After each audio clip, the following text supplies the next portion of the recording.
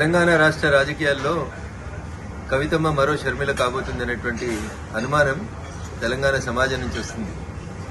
ఎందుకంటే ఈ పంచాయతీ కుటుంబ పంచాయతీ, రాజకీయ వారసత్వ పంచాయతీ, ఆస్తుల పంచాయతీ ఎందుకు ఆల్ ఆఫ్ సడన్ గా కవిత గారు అమెరికాలో ఉన్నప్పుడు మే 2వ తారీఖున రాసినటువంటి లేఖ ఇంతగా ప్రజల్లో చర్చనీయాంశం అవుతుందంటే ప్రజల ఆలోచన లోపల ఒక అర్థం కనబడతా ఉంది స్పష్టంగా.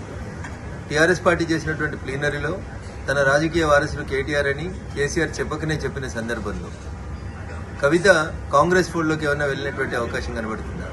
రాష్ట్ర ముఖ్యమంత్రి గారితో లేదా రాష్ట్ర ముఖ్యమంత్రి గారే కావాలని కవితతోటి ఉత్తరాలు రాయించినారు. ఎందుకంటే కవిత ఉత్తరం రాసిన 2వ తారీఖు రోజే ఈ ఉత్తరం కాంగ్రెస్ పార్టీకి సంబంధించిన ఒక టీవీ ఛానల్లో ఒక పేపర్ లోపల ప్రముఖంగా కనిపించింది. ఈ పరిణామాల తర్వాత కేటీఆర్ గారు హరీష్ రావు గారి ఇంటికి వెళ్ళడం, బాబా బొమ్మరుదులు ఇద్దరు ఒకటనేటువంటి ఒక మెసేజ్ని బయటికి పంపడం, తనను ఒంటరి చేస్తున్నారు, బయటికి పంపిస్తున్నారు అనేటువంటి ఆలోచన వచ్చిన తర్వాత కవిత తప్పనిసరి పరిస్థితులలో కాంగ్రెస్ ఫోల్డ్లోకి పోయిందేమో అనేది తెలంగాణ ప్రజల అనుమానం. ఇక భారతీయ జనతా పార్టీ గురించి, మా పార్టీ గురించి కవిత మాట్లాడడం ప్రజలలో జరుగుతుందే వాస్తవాన్నే కవిత చెప్పింది. ప్రజలలో భారతీయ జనతా పార్టీ రోజు రోజుకు బలపడుతుంది. వచ్చే ఎన్నికల తర్వాత భారతీయ జనతా పార్టీ రాష్ట్రంలో అధికారంలోకి రాబోతుంది.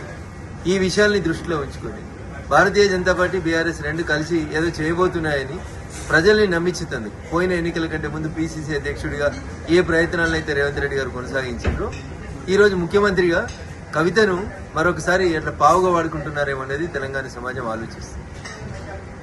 నాకున్నటువంటి అనుమానం కానీ, నాకున్నటువంటి సమాచారం కానీ, ముందు కవితతో పార్టీ పెట్టిస్తారు, తర్వాత వచ్చే ఎన్నికలకు వచ్చేసరికి కవిత షర్మిల గారి లాగా కాంగ్రెస్ పార్టీ అధ్యక్షురాలు లేదా కాంగ్రెస్ పార్టీతో పొత్తు పెట్టుకోవడమే చేస్తారు.